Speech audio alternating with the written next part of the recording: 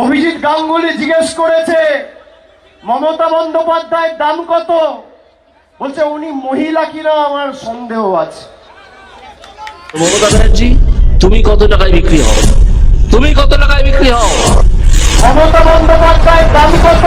আমি আজকে মমতা ব্যানার্জির দাম বলতে এসেছি। ব্যবস্থা আর কখনো তমলুকের প্রার্থী দাম জিজ্ঞেস করছে, আমি আজকে মমতা ব্যানার্জির দাম বলতে এসেছি। মমতা ব্যানার্জি তুমি কত টাকায় বিক্রি হও? তুমি কত টাকায় বিক্রি হও? মমতা বন্দ্যোপাধ্যায়ের দাম কত? আমি আজকে মমতা ব্যানার্জির দাম বলতে এসেছি। ব্যবস্থা দাও। এই হচ্ছে মমতা ব্যানার্জির দাম, এই হচ্ছে মমতা ব্যানার্জির দাম।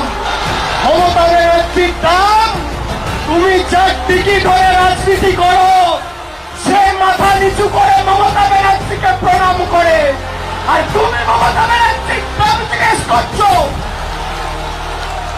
এই মমতা ব্যানার্জির দাম বাংলার 10 কোটি মানুষের দাম, সতীশ সামন্তর বিপ্লবী পার্টির দাম।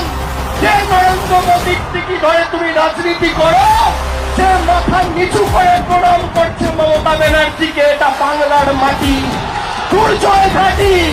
এই মাটিকে কলুষিত হতে দেবেন না, কলঙ্কিত হতে দেবেন না। দেখুন এই মমতা বন্দ্যোপাধ্যায়ের দাম, এই হচ্ছে মমতা ব্যানার্জির দাম।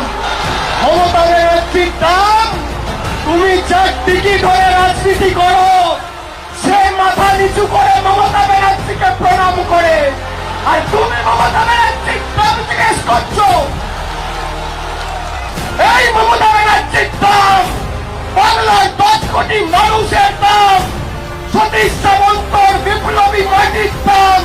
যে নরেন্দ্র মোদীর টিকিট হয়ে তুমি রাজনীতি করো, সে মাথা নিচু করে প্রণাম করছে মমতা ব্যানার্জিকে। এটা বাংলার মাটি, দুর্জয় ঘাটি। এই মাটিকে কলুষিত হতে দেবেন না, কলঙ্কিত হতে দেবেন না। দেখুন এই মমতা বন্দ্যোপাধ্যায়ের দাম।